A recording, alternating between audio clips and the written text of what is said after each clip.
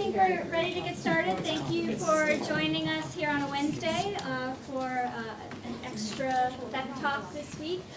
We have one Beck Talk left in the quarter, which is going to be this coming Monday. It's Charles Perot, who is a PhD student finishing up here in the UCLA Department of Anthropology, and the title of his talk is The Pace of Cultural Evolution. So that's in this room from 12 to 1:30 on Monday, and that'll wrap up the quarter. Today, I'm pleased to introduce Federico Rossano, who's here from the Max Planck Institute for Evolutionary Anthropology, and the title of his talk is Gestural Communication in Great Apes. So welcome.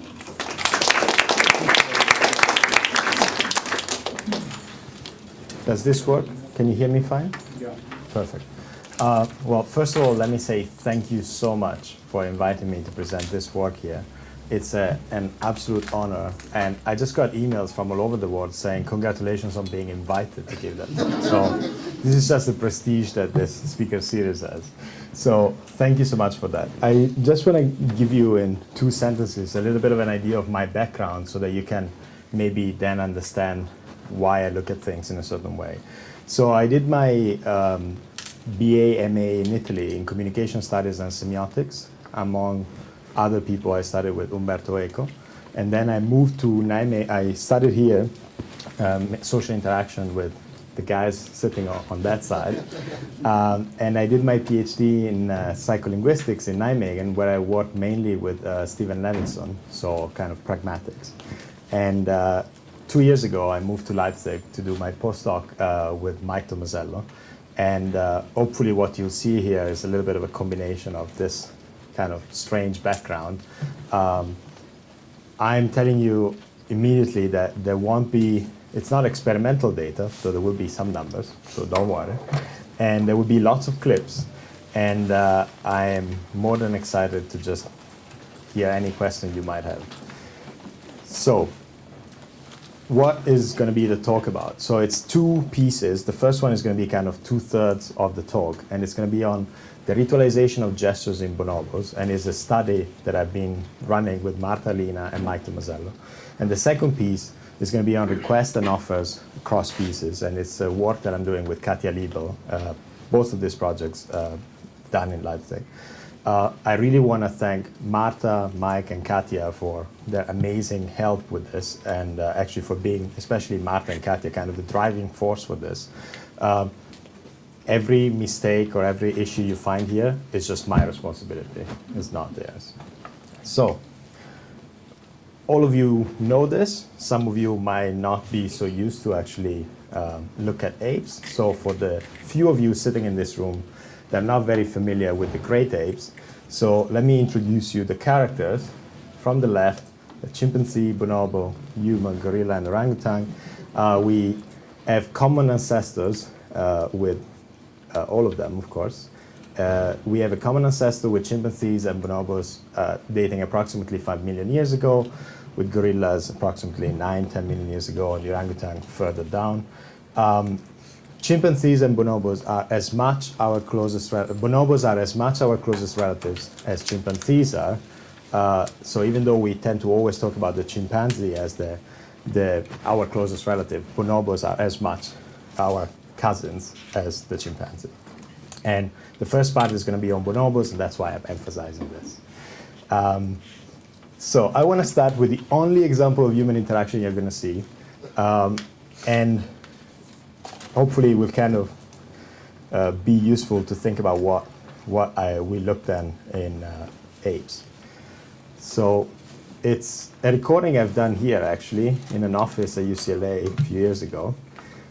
And I just want to show you what these 2 women do. They are talking to each other and doing things and not looking at each other. But just pay attention 1 second. So you think we'll pass on the $93 bowl thing? Gosh, oh yeah, we need an answer to them, right? I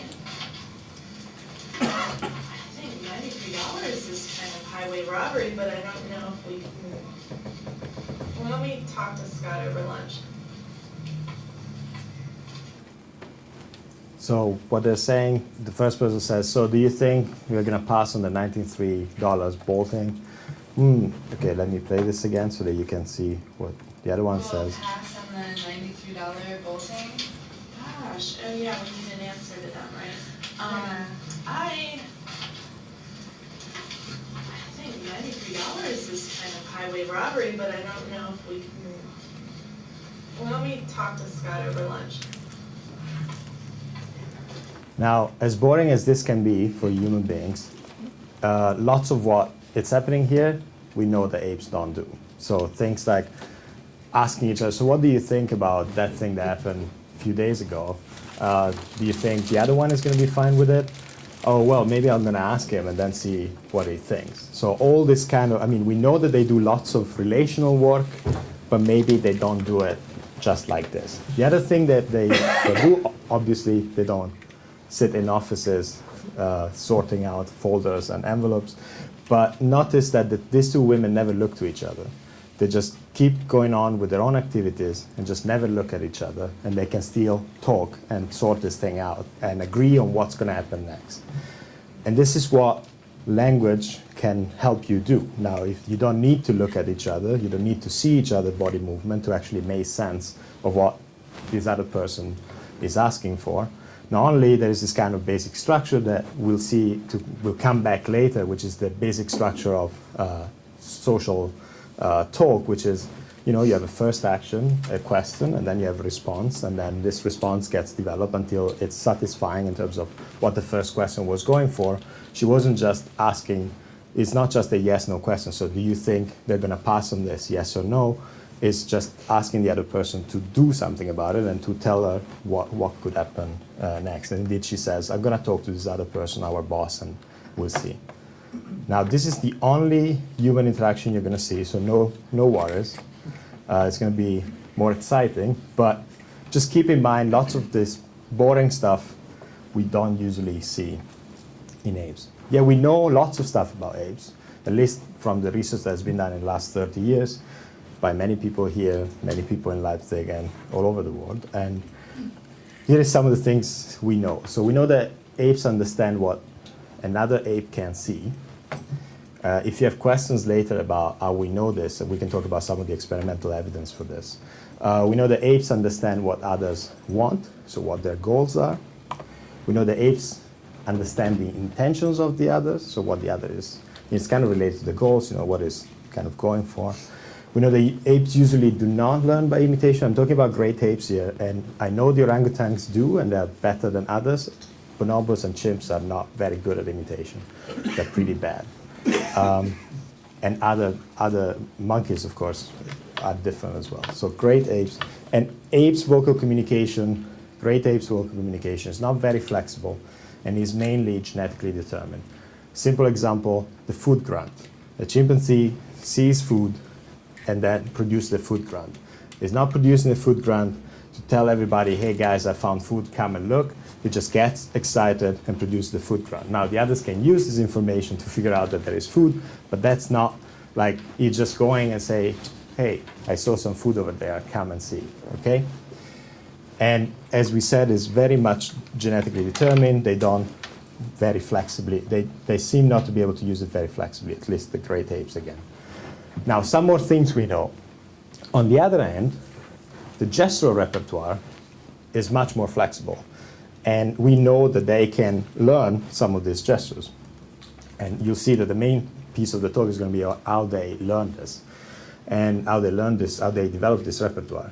Now, another thing we know is that when they interact with each other, they don't tend to use what we could call, from a linguistic point of view, declaratives, but they tend to use imperatives. So it's more kind of like, do this, give me that, you know, not like, oh, look how beautiful the sun is. You know, they don't tend to do this kind of things. It would be nice, but we don't know yet whether they can do it. So this, again, is a constraint because, of course, it has to do with, once we look at the kind of interactions we have, we will have to deal with situations in which is not having an ape describing the world, but it's going to be one-on-one, do this, give me that, something like that. Now, the last thing about this bit is about something that I think all of you know, but is the difference between biological signals, intentional signals, And then the last thing that Tomasello and others have called attention getters. Now, biological signals are those signals over which the individual does not really have control. So an example is the chimpanzee swelling. It's not that the female decides, okay, now I'm ready to mate, I'm going to get the swelling. Today, I really feel like it. Sorry if I'm kind of anthropomorphizing this, but I guess it just to give the idea. The intentional signals are signals over which you have control, among which, of course, the gesture that I can use. And this thing about attention getters, which are very much intentional signals, is this observation that has been made, which is that sometimes when they interact with each other, apes, especially chimpanzees, might do something that would look like what humans would call summoning. So something like Mike or like hey. And so what they would do is they might make noises and then get the other individual potentially to turn. Now this was very exciting because it's like, oh wait, so they are trying to get the other to look, to pay attention to them, and then they deliver the intentional signal. Now, unfortunately, when we tried to replicate this experimentally, what we found is that what they tend to do is something slightly different. Still very exciting, but slightly different. So imagine a situation in which I am facing this way, and I have something that the chimpanzee wants. And now the chimpanzee is behind me.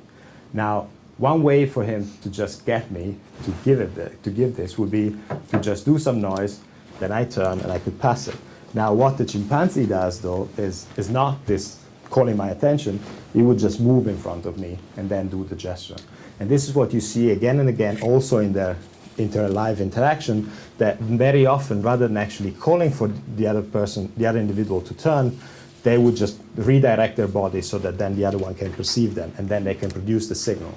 Not only this, what you find is that very often they might first produce the signal and then later do, which, if it's followed by another signal, would be good, because that's what human can do. Like I can ask you a question, you're not responding, and then I say, hey, and then I ask the question again.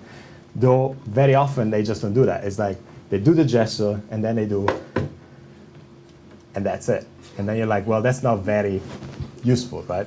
So that's why I'm saying it's exciting to see that potentially they might use this, yet it's not clear that they use it like us. So if they can't get around in front, so if they're constrained for some reason, do they then use the attention gathers? I don't know. I haven't done this experiment. Okay. I don't know if they have control for this, though it's a good question. I think they do use it sometimes.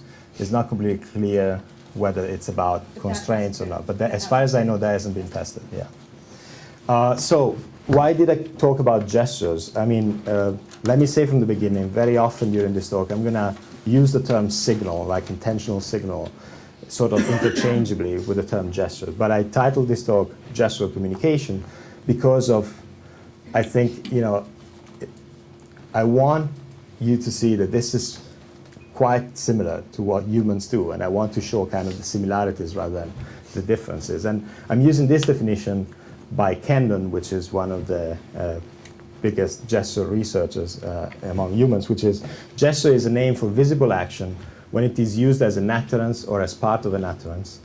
And by utterance, he means any unit of activity that is treated by those co-present as a communicative move, turn, or contribution. Now, this is based on conversation, of course, but the idea is a communicative act that could be used as a sort of move and then get the other person to respond. Now, we know that all great apes produce voluntary gestures. Usually there is no one signal, one function relationship, and there is the means and the association between the gesture and the context in which it's used, which is the case also for children. Now, I can tell you already, I think that there's lots of work that needs to be done to address this issue, because what we don't know really is that our characterization of context is very often very broad. So it might actually be that that gesture really means only one thing, but that there might be different contexts in which that thing is relevant. So if something is help, means help, you can say help in many different situations, yet if you just map it in terms of what kind of, is it a play context, is it a feeding context, is it something else, you might not see the semantics of it. But this is not necessarily the core point here. So some of the basic research questions that have been driving this work are the following. One is, how do apes develop this more flexible gestural repertoire? Are their gestures communicative, intentional? What level of abstraction can they reach? So can they get to some kind of symbolic representation, or are their gestures not really reaching that level? Are they communicative acts organized like human social interaction is organized? So is it kind of sequentially organized, like first move, responsive move? If it's not enough, I continue. And finally, and pardon me for this, just because it walks like a duck and quacks like a duck, can we say it's really a duck? Or is it possible that there's something else going on? And this would be kind of an open question in the end, and I'm curious to see what you think about this. Okay, so what is the study? Sorry for this kind of lousy introduction, but I hope to get everybody on the same page. So how do gestures develop in apes? There are fundamentally three hypotheses out there. The first one is cultural learning. They just learn it by imitating others. Many studies and many different papers have been published kind of suggesting that this is not really the case for great apes, at least. So mainly ape gestures are not learned culturally. Now there are other two positions out there. One is ontogenetic ritualization, and the other one is phylogenetic ritualization. Ontogenetic ritualization has to do with individual learning, and I'll explain in a second what it means. Phylogenetic ritualization has something to do with biological inheritance. So it's just in your genes, you're designed to develop these gestures. So ontogenetic ritualization, what is it? The idea is that there is some functional behavior, some action in the world that you would normally do that gets transformed and becomes an intentional signal by having the other person responding earlier on and reinforcing this association. I give you an example. If I want to pick up this cup, so I pick it up and I do this. And then next time you're sitting there, next time I do this, you respond and you pick it up. Now, I just wanted to pick up my cup, but I do this and you pick it up and give it to me. And then I do this and you give it to me. And then I just do this and you give it to me. Now, progressively, what's happened is this action becomes sort of, gets ritualized and reduced to something that it's enough for you to recognize what I'm trying to do and you respond to it. And because you keep responding it in a systematic way, that gets reinforced. Ritualization is an ethological concept, very old. The ontogenic ritualization claim in primates has mainly been made by Tomasello in the 80s and 90s, Tomasello and others, of course. What it does is it presumes repeated dyadic interaction, because of course the only way in which this can work between the two of us is that you see me doing this again and again and you start anticipating and then you start responding earlier on.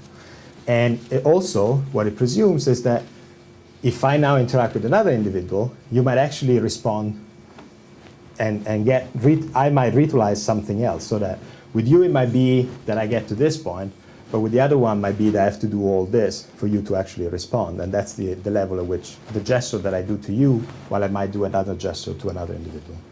So some evidence for this claim would be the existence of idiosyncratic gestures. So you might actually develop something that nobody else uses.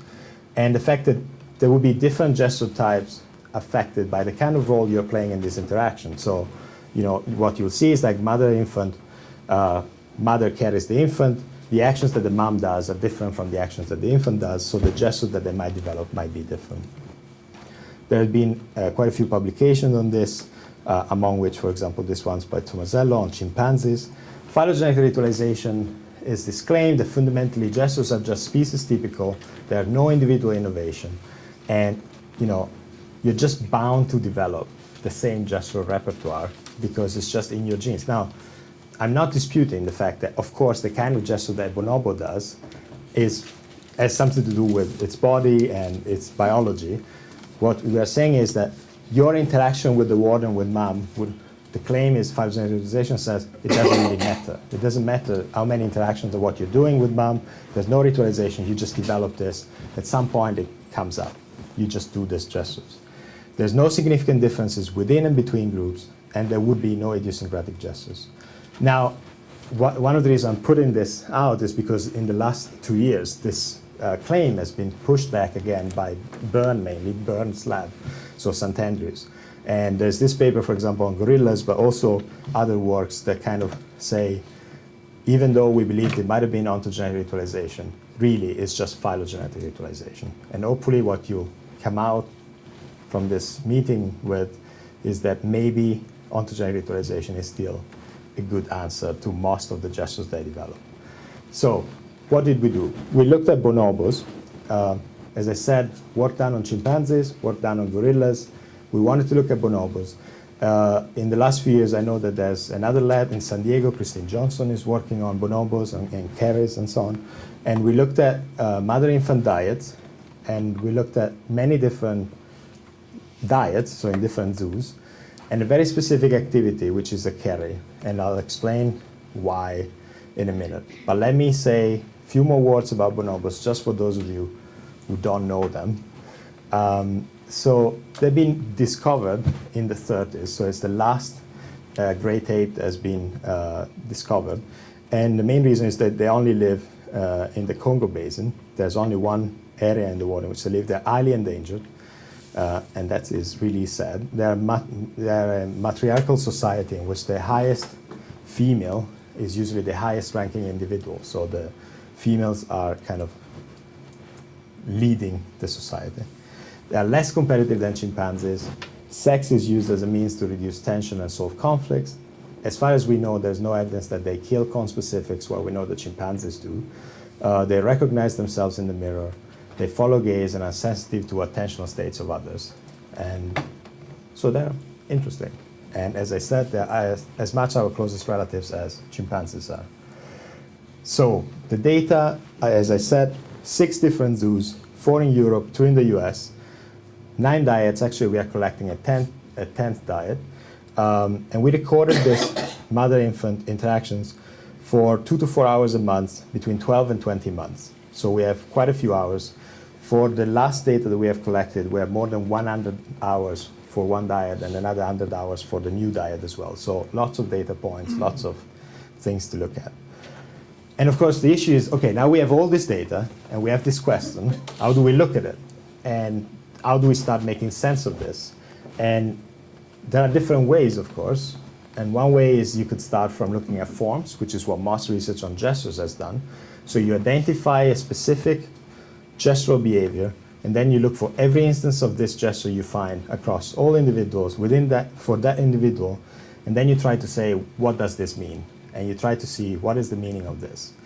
And that's, for example, what the recent paper by Cartmill and Byrne has done. Now, this is all fine, though it's kind of difficult to reconstruct the context if you just look at this hand shape, because you might actually have similar hand shapes developing for very different reasons. And so you might think it's the same thing, but maybe it's really not. And hopefully you'll see later what I mean by this. Another way, which is the way we looked at it, was how about starting from trying to figure out what they're trying to achieve, and once you start from a successful accomplishment of that, then you look at how they got there. So we looked at carries because it's very easy. How do you identify a carry? Well, you have mother and infant, the infant attached to mom's body, and mother is moving and is making at least 3-4 steps, having the infant on her body.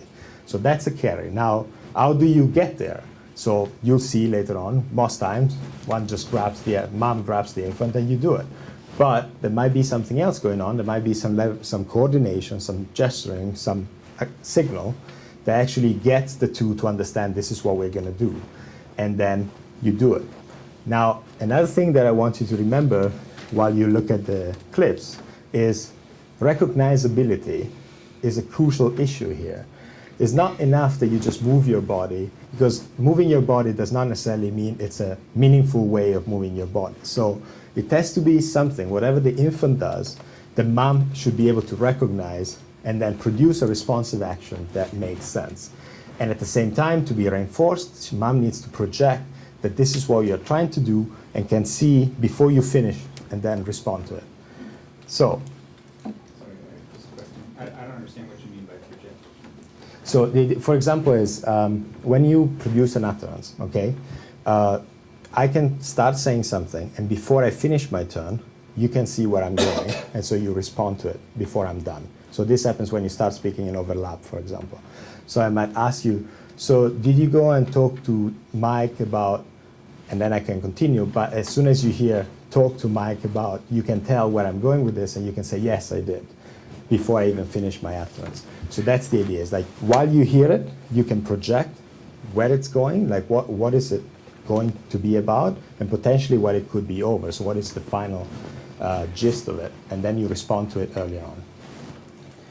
So as I said, carry sequence is just because it's very boring, and that's great, because it's just like very simple. It's just how do you get these two bodies to get attached to each other and move? And the actions are very few. It's very easy to identify, and we expect little variation. So if we find something here, well, I want to see how you challenge the argument that it's ontogenetic. If you find something idiosyncratic about just doing this, where does it come from? Now, why am I saying this? Because most of the research has been done on playing, and playing is fantastic. There's lots of different gestures that get done.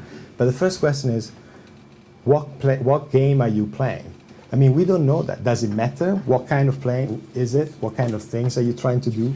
Where does it start being playing? It's like when you talk to each other, you might start teasing, but is it really, or are you taking this thing seriously?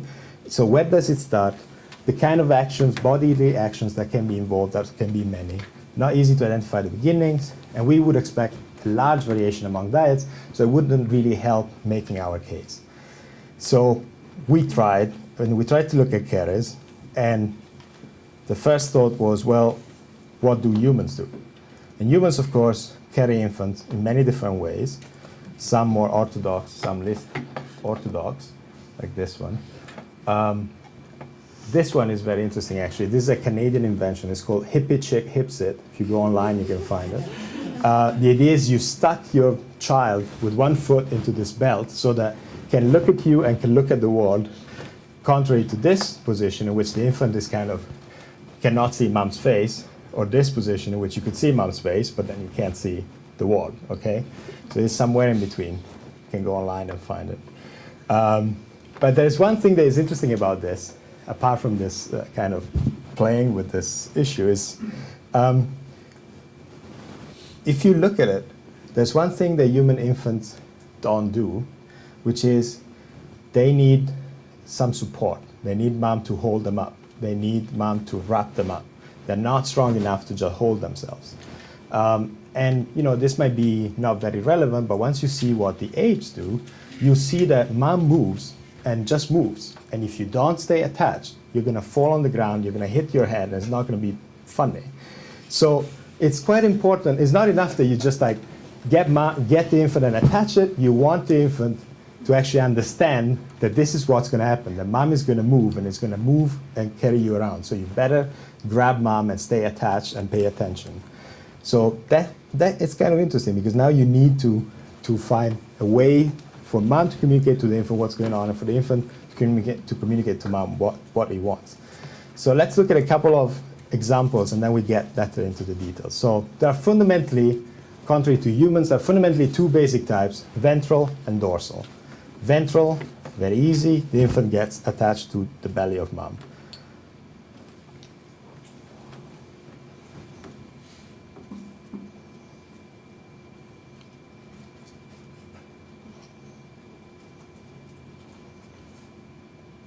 Okay, and then mom moves. And so the carry is actually this one, but of course they had to she had to get the infant and put it on the belly. Now, notice that if the infant doesn't understand that mom is going to move here, it's going to fall from 2 meters on the ground. So you better grab on mom, and you see that is grabbing on mom. And then head down, grabs mom and moves. Okay, dorsal. Same mother-infant.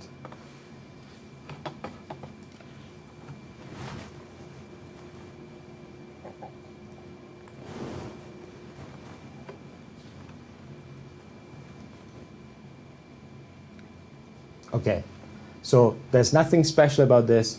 Either mom grabs you or the infant gets on the back, and then mom starts moving and you do it. Most of this are done just this way. So you just, mother grabs the infant and puts it on her body, or the infant just grabs mom and moves. But sometimes it requires a quite complex coordination, and I hope you can notice that to do this, they need to figure out what's going to happen next. So let's play it once and then I'll play it again.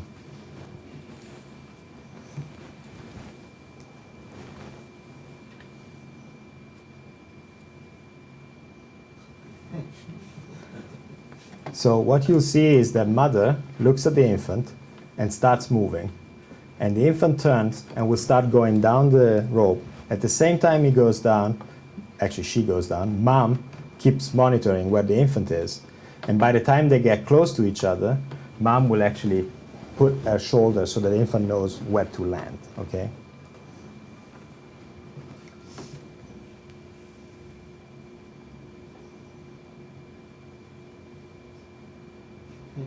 Okay? Now, not gestures, but it requires some coordination. It requires them to know what's going to happen, and mom is going to move, and so you need to move because mom is moving, and now you need to get on top of each other and do it. Now, of course, as you can see, the roles are asymmetric. Fundamentally, mom can force the infant to go. Like mom can also hold the infant while she's moving, but the infant cannot force mom to go. And I'm going to be sloppy here and say that some mothers are more lazy than others. There are different ideas about why this might be the case, like dominance, and this is what Christine Johnson talks about. But it matters, the fact that it's not the case that mothers pick up their infants and carry them around 10 times an hour, every hour. It's not that simple. Some mothers will carry the infant around often, others don't. And I'll show you later that this matters for the kind of gestural repertoire they develop, and matters in a way that is kind of surprising almost. So, one example about the fact that a 16-month-old bonobo monitors the attentional state of the mom and knows that if mom is not looking at him, cannot perceive what he's going to do, and so he repositions his body and then does the gesture once mom is looking. And then we get into some specific instances. So what you're going to see is that mom here is going to turn her head this way, and then you're going to see the infant seeing it and moving this way in front of mom, and then doing this, okay? This is one of the things that they do to ask to be picked up and carried.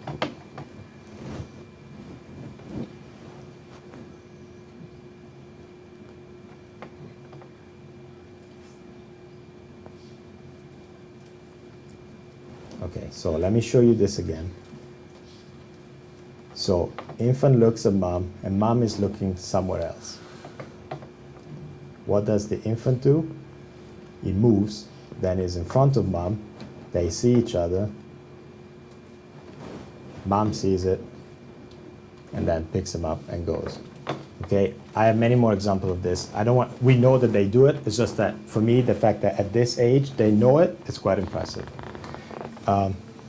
And then I want to show you a couple of signals that mothers can do to tell the infant that they want to carry them. And I hope you can tell what's going on here. In the first signal, you will notice mom is lying like this down, sort of belly up, and is going to shake her hips. And then you're going to see the infant just getting on top of her.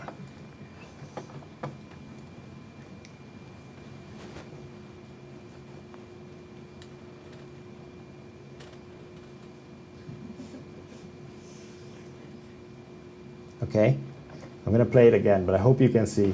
What does mom do? Mom positions herself to say, here. Kind of shows her ventral and says, here, but she doesn't say here. She shakes her hips, and then the infant is going to look there, and it's going to be like, okay, now I can go.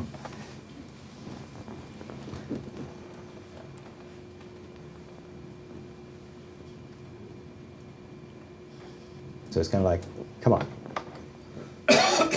Okay, now another one is always the same mom, just to show you a couple of things that they can do.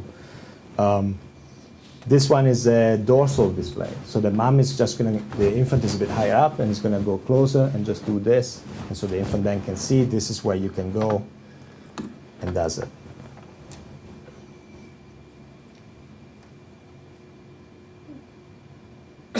So mom makes it, it's like the key and the lock, right? So mom shows you, this is where what you can do. You can come on my body, and I position myself so that you can see it, and now you can act and do it.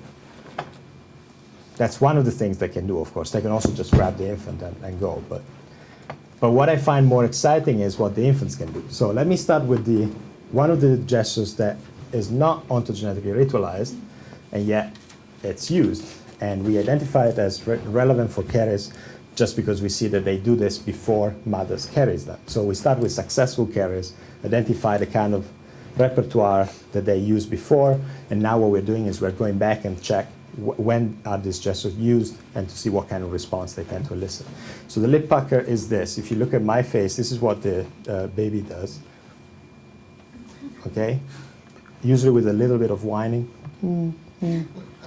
And this is not about carriers. This is just like, I'm uncomfortable, I'm not comfortable, I want you to hug me, hold me, whatever. And of course, one of the things that can happen is the mom grabs you and that moves. And because we identify it that way, then we see that this is one thing that can happen. So let me be very clear. Not every gesture is ontogenetically ritualized. This one does not change through time. It's not that they go from this to less facial movement. It's just like what they do. But then lots of other stuff happens, and I hope you can see from these following examples what I'm talking about. What I'm talking about is the development of an action in the word that gets progressively ritualized and becomes a gesture, a communicative one, intentionally used. So let's start with this gesture, spread legs. And let's start with something that is just the infant response to mom positioning herself. So what you're going to see is that mom is going to move closer to the infant, stand in front of the infant, and the infant is going to place himself in front of mom, spread the legs, and go in. So put the legs in, and mom moves, okay?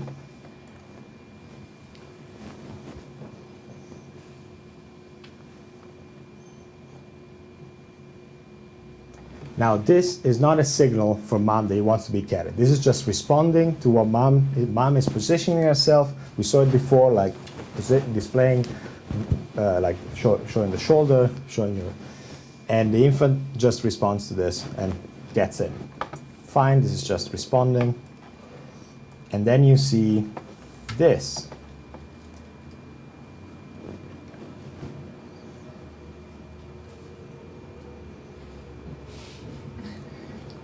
Now it's the same, of course, same diet, same mother, same infant. Now it's not just getting in front and then opening, is while it's going down, he has his legs up and open. So let me play this again.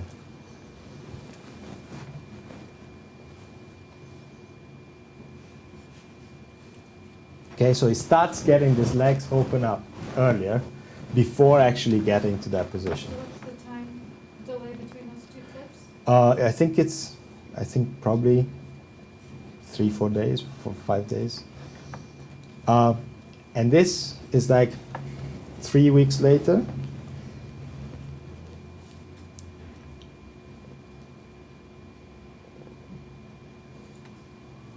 So let me show you this again. What you're going to see is that it's going to open the legs before mom gets closer.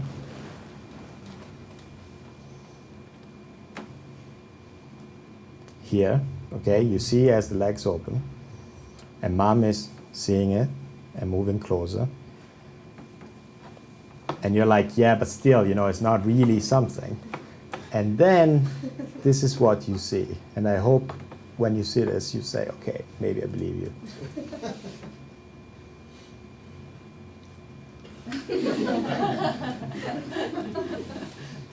Okay, let me play this again. And I hope you notice what the infant does. He goes in front of mom and holds his legs like this open. And waits until mom sees it, because mom is looking away.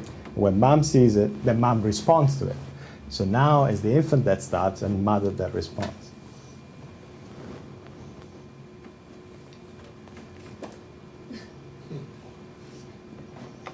Okay, you might say, yeah, but this is just one gesture, so who cares? Okay, so let's look at another one. It's the grab and pull side. So this is another diet. And what you're going to see is the infant is going to grab mom here and pull. And of course, if you want to get mom to move, you can do this. So you just look at what mom does in response to it.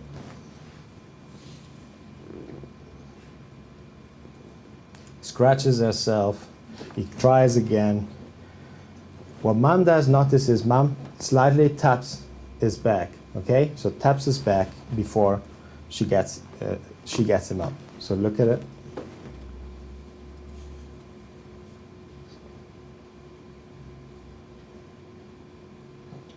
So what does mom do by doing this is saying, let's go, okay? I want you to pay attention to this. Now, next example, few days later.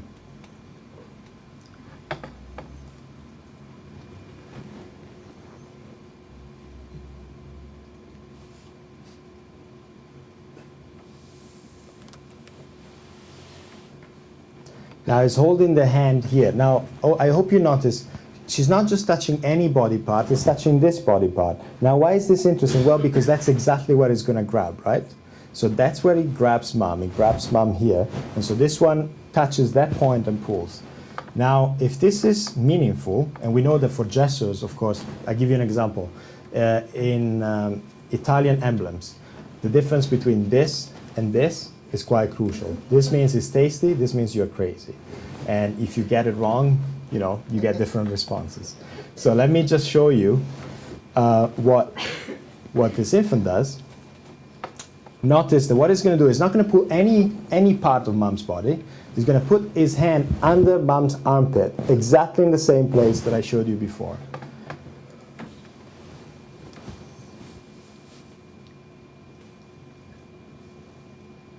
Mom taps the back and goes, okay? So you got this, and you say, okay, so what we know is if it pulls slightly on this side, it means I want to go. So that's what we think mom thinks, and then 5 minutes later, this is what you see.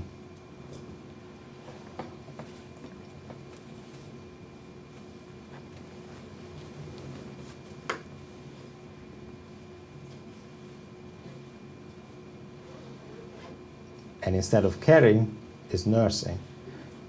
So let me play this again.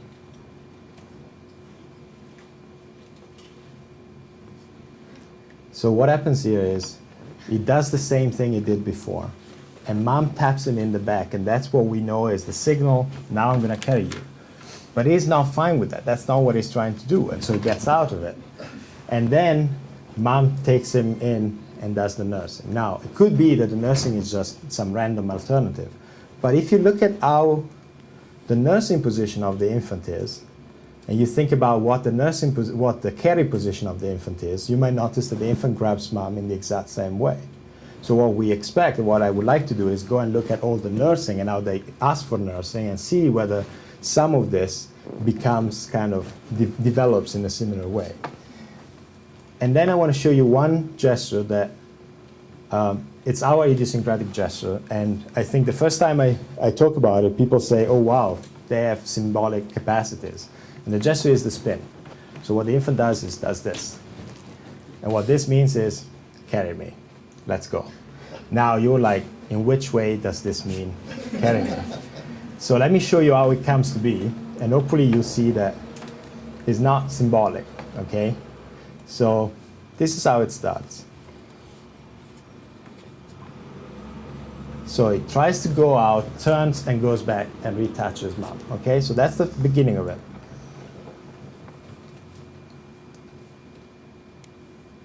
So tries to go a bit, then turns, sees mom, re-grabs mom and goes. Okay, slightly later, mom is here.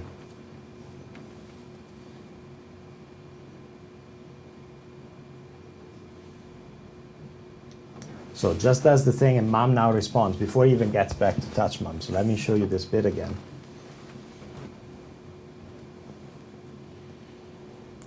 So you see, it doesn't go back to touch mom, mom just responds earlier on. And then you see this.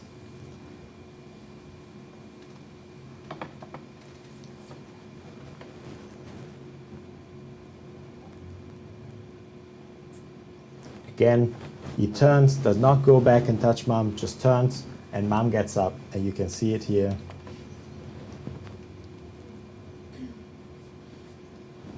So just a turn. And then, if you still don't believe me, hopefully you see something interesting happening here, where what you see is the same individual using different gestures to get mom to carry him.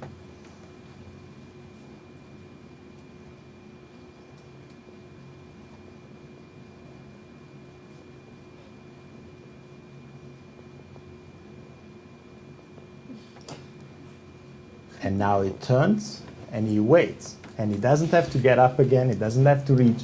He just turns and looks at mom, and mom gets up and moves. So if you look at it from the beginning, you see that he tries to touch, he does this gesture, then he gets out. The other one is moving, the infant turns, and doesn't do anything else, just turns and just waits. And that's the signal. The signal it's enough for me to do the spinning for you to see it. Okay, so let me go and tell you quickly why this matters. So what do you find is you find they don't have an amazing repertoire. It's like approximately a total of 7 different signals that they can use among all of them. None of these signals is used by everyone. And the one that seems like everybody's using, the raised arm foot, is actually very different considering different individuals. To give you an idea, the difference is between doing it like this, or if it comes, look at the leg of this infant.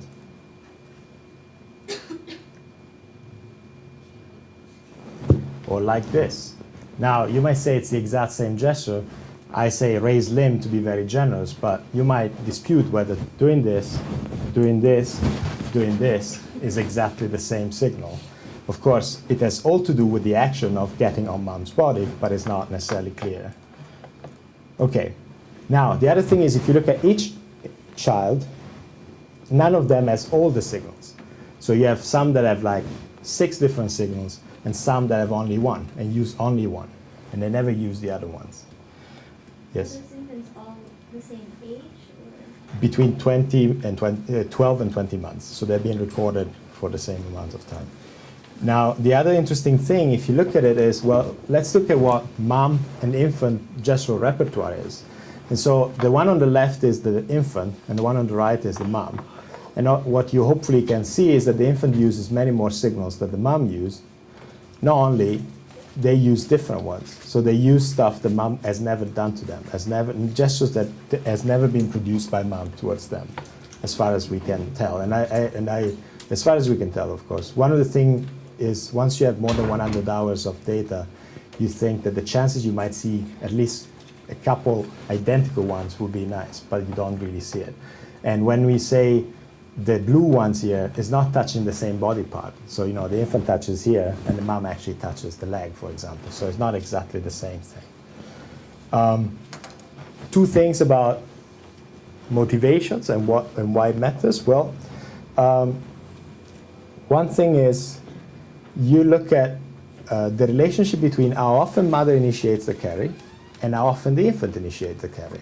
And what you find is that there is an inverse correlation, so that if mom does not initiate very often, then the infant tends to initiate much more often.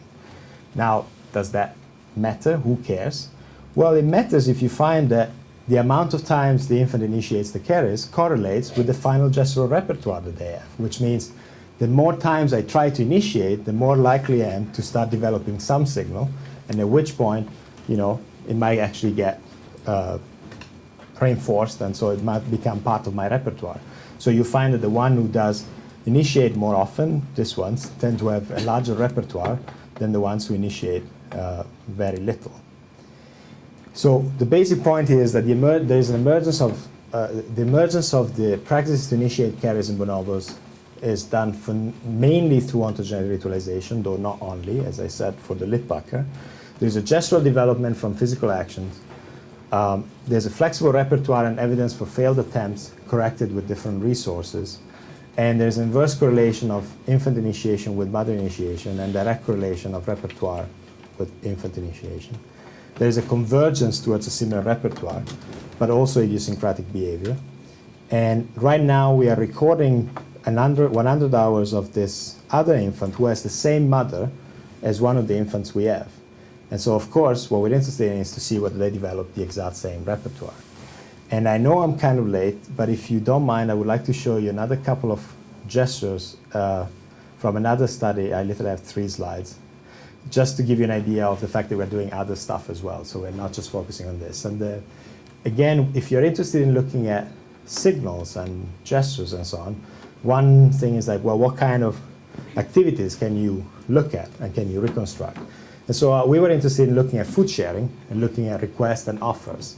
And we have just recently started this project in which we compared 5 different species, well, 4 different species, sorry, 4 different species, in terms of what they do, how they go about sharing food.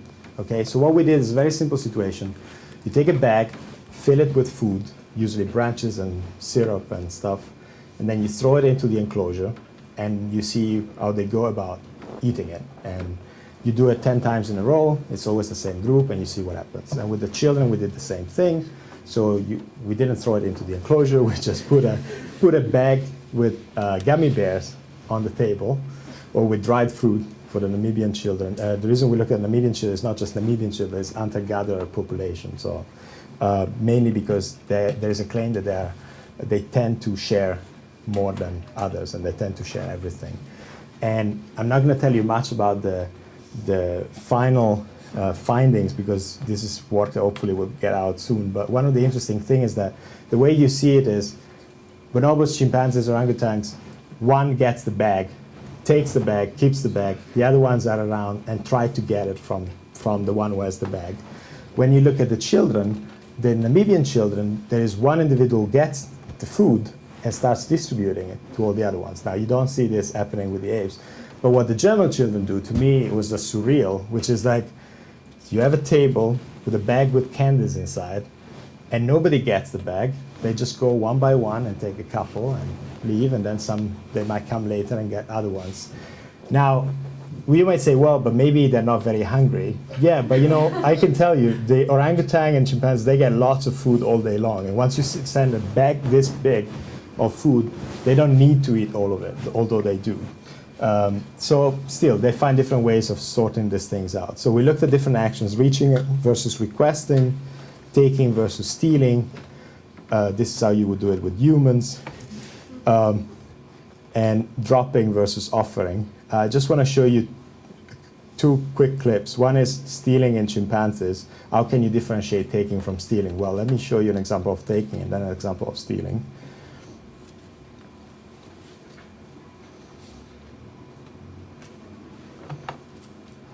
So what you're going to see is you're going to see this individual. So this one has the bag and has the food here. This individual is going to move closer. He's just going to put his hand inside the bag and take something in his face, okay?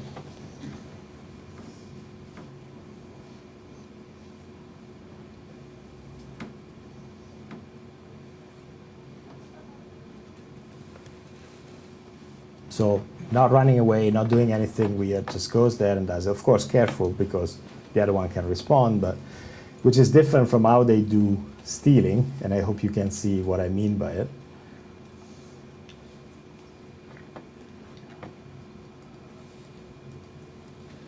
So look at what this individual does. Pay attention to this individual.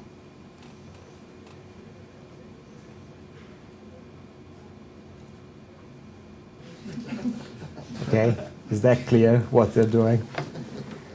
Now, in case you think that the other one does not worry about it, let me show you a clip from orangutans that I hope gives you an idea of how they tend to react. So look at how he reacts to this one approaching sneakily.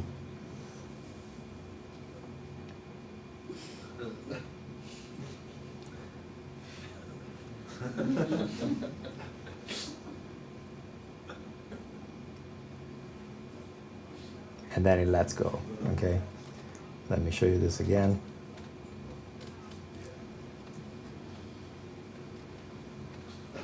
Okay, so you see the little one just trying, and then the other one responding to it. So you can see, they can see what you're trying to do, and now they're trying to do.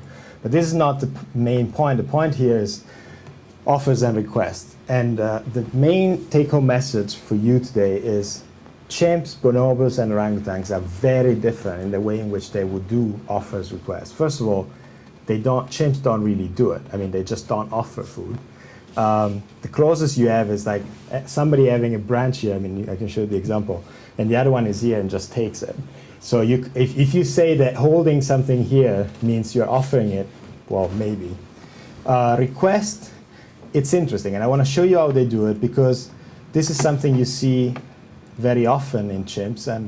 And again, it's very different from what the orangs do.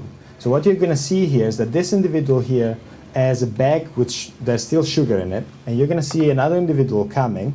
And when he's approaching, this one is going to turn the other way around. So I'm going to give this back.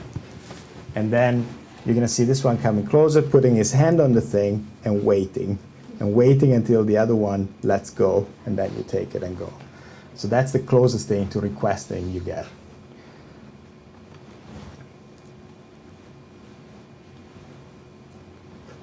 Okay, don't want to give you the bag, but it doesn't give up. Now it comes closer, puts his hand on it, doesn't pull, doesn't do anything, just slightly takes it.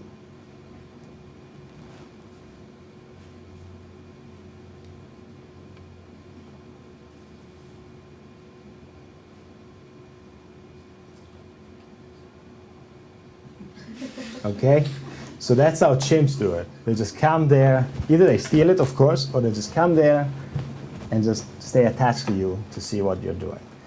But look at what the orangutans do. So what you're going to see here, you're going to see the dominant individual looking towards this individual, a female, is going to put a bowl of food in front of his mouth, like this, and then the other one is going to move closer, and then he's going to pass it mouth to mouth.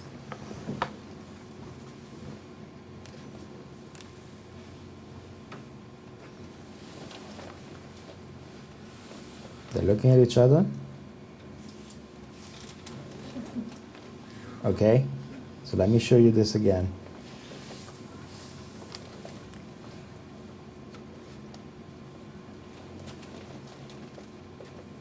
So he shows what is going to give. The other one moves closer, and then you pass it.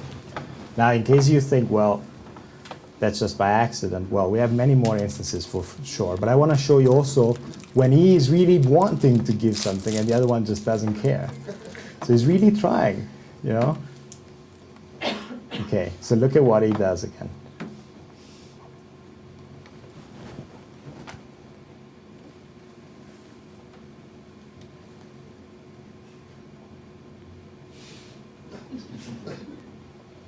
So what's the problem? The other one was not looking at him.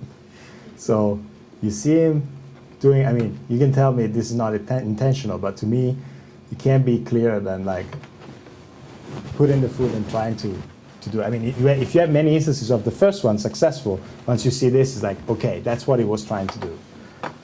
So let me just show you, and then I'm done, a couple of examples of requests and show you how similar they are to what we might see with human beings, and then I'm done, and then I wrap up. So what you're going to see is you're going to see this female, which is the same female that got the food with the offers, is going to do this. It's just going to do this. And he's going to take the food out of his mouth and put it into her hand. Okay?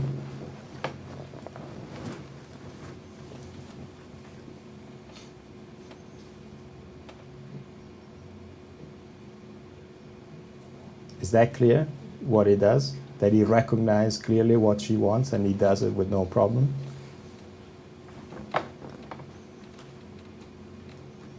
Now, we have, I don't know how many instances of this, but just to show you another one, just for the sake of the argument.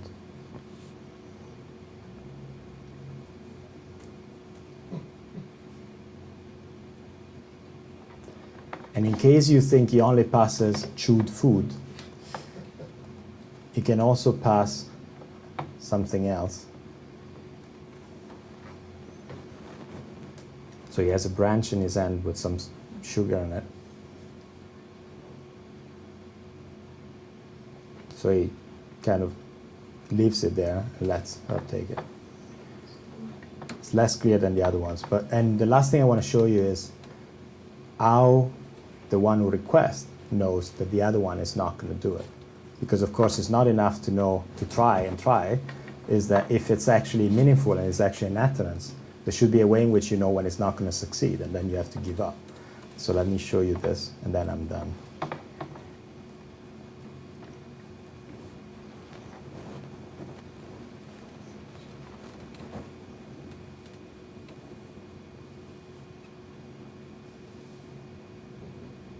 Hand out, food in front, nope. And then she retracts, and that's it.